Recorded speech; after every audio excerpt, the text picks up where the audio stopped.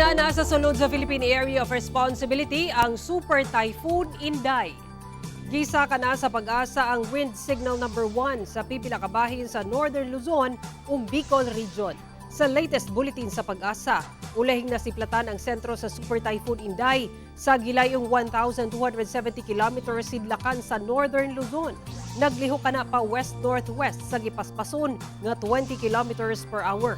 Sumala sa pag-asa, nagpabiling ubos ang tsansa sa bagyo nga muigo sa yuta. Apan posibleng muduol sa Batanes sa Biyernes ug sa Sabado, posibleng mugawas na kana sa Par. Bisan walay landfall sa nasod, padayon ni ining pakusgon ang habagat. Busa ulanon ang dakong bahin sa nasod lakip sa Mindanao. Base sa dato sa Metro Weather, halapad ang pag-ulan sa Mindanao. Kusog ang ulan sa pipila ka bahin sa Northern Mindanao ug Soc Sargent. Busa mahimong alerto sa pagbaha o landslide.